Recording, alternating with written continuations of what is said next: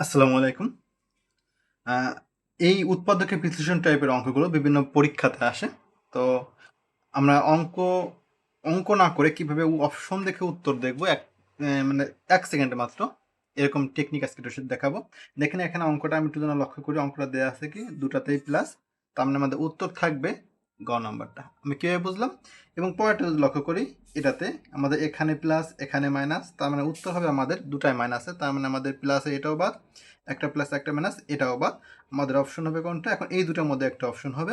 তো এখানে আছে কি মাইনাসের ৭ আছে, তো এখানে যোগ করলে ৬ আসে, এখানে আমাদের যোগ করলে ৭ আসবে, এটা আমাদের এটা উত্তর। তো আপনি যদি এই টেকনিকটা একটু শিখতে চান তাহলে আপনাকে অবশ্যই এর আগের পেজে যেতে হবে। আগের পেজটা আমাদের এটা। এই তিনটা রুলটা একটু আমাদের লক্ষ্য করতে হবে। এখানে কি দেওয়া আছে? এটা আমাদের দেওয়া আছে আউটপুট, আর এটা আমাদের দেওয়া আছে ইনপুট।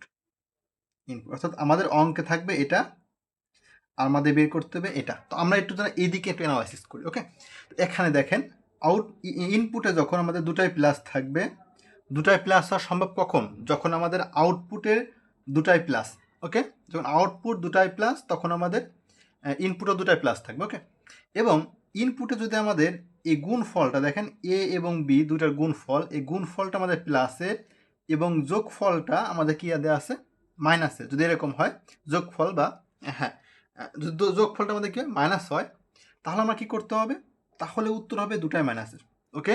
ভালো করে লক্ষ্য রাখবেন, এইখানে প্লাস দুটা ক্ষেত্র হতে পারে, এক হলো দুটাই প্লাস আর হলো কি দুটাই মাইনাস, ওকে? এই এ বি এর গুণফলটা এ ইন্টু বি, এ বি এর গুণফলটার আগে প্লাস আসবে কখন? দুটা ক্ষেত্রে প্লাস আসবে। এক, আউটপুটে দুটাই প্লাস হতে পারে অথবা আউটপুটে দুটাই মাইনাস হতে পারে। যদি আমাদের এখানে মাইনাস থাকে তাহলে আউটপুট দুটাই মাইনাস, আর যদি এখানে প্লাস থাকে তাহলে আউটপুট দুটাই প্লাস, ওকে? তাহলে আমাদের এই দুটার অপশন ক্লিয়ার। এখন আসলো থার্ড নম্বর অপশনটা। থার্ড নম্বর অপশনটা কি বলছে? একটা প্লাস একটা মাইনাস, ওকে? এটা একটু লক্ষণীয়। আমাদের এই গুণফলটা যদি আমাদের মাইনাস আছে তাহলে বুঝতে হবে কি একটা প্লাস একটা মাইনাস আসবে উত্তর, ওকে?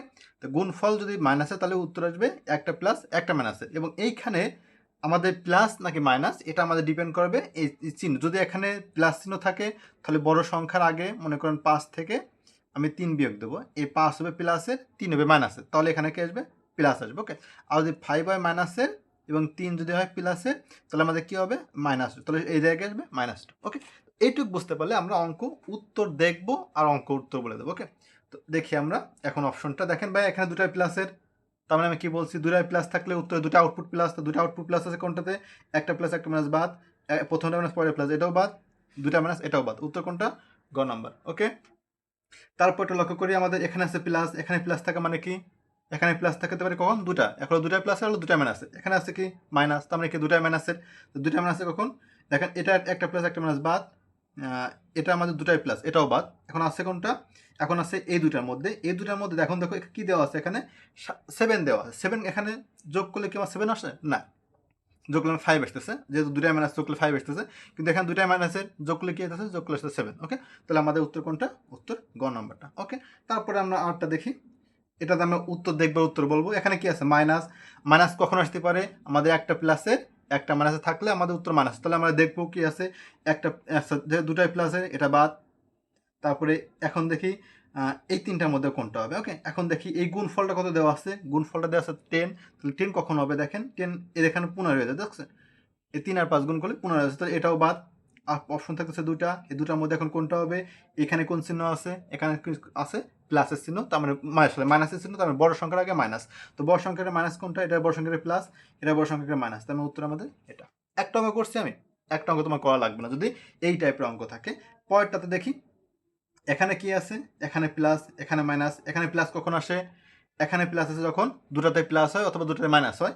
এখন এইখানে যেহেতু মাইনাস, তার উত্তর কোনটাতে? দুটাতে মাইনাস হবে, ওকে? তো দুটাতে মাইনাস আমরা দেখি, এটাতে এটা একটা প্লাস একটা মাইনাস বাদ, এটা একটা প্লাস একটা মাইনাস বাদ, এটা দুটাই প্লাস এটাও বাদ, উত্তর কোনটা? অপশন। দেখেন ভাই, এই সবগুলো কিন্তু আমাদের বিভিন্ন জব পরীক্ষাতে আসে, বিভিন্ন জব পরীক্ষাতে, ওকে?